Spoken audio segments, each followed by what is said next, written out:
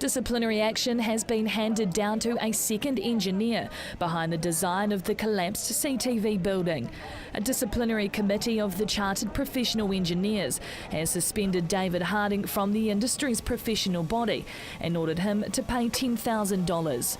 Harding initially escaped punishment from the professional body after resigning from IPENS to avoid scrutiny over shoddy work. He was one of two engineers responsible for the design of the collapsed CTV building, which killed 115 people in the February 22nd earthquake. CTV's Mary Ann Jackson was the station's only employee to escape the building alive. She has mixed emotions about the release of today's findings. Well, I'm pleased, I'm thrilled. I think it's good that something is actually coming of it for the families and for our group. And because of what he's put us through, but 10,000 isn't much, it's a drop in the ocean, and it should be a lot more, and hopefully something else will come of it.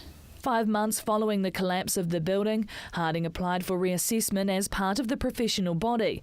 In the committee's report it states, Mr Harding's failure to disclose his involvement in the design of the CTV building deprived the assessment panel of relevant information when assessing his competence as a chartered professional engineer.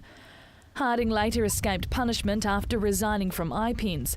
Now the Ministry of Building and Housing is seeking feedback on proposed changes to practices and penalties handed down to engineers.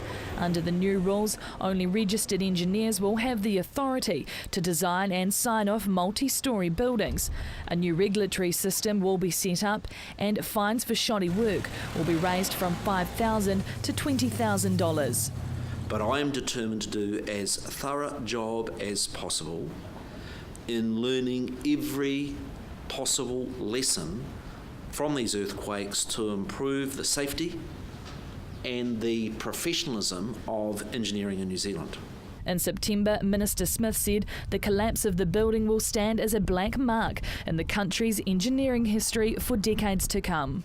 There has been widespread and understandable frustration at the lack of accountability to date for the design flaws in the CTV building.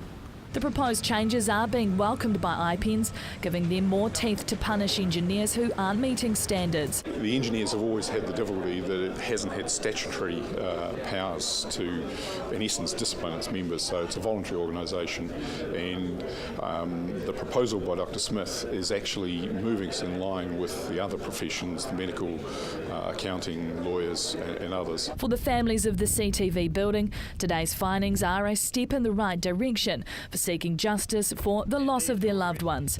Emma Cropper, CTV News. Just to give you who we got down the end there.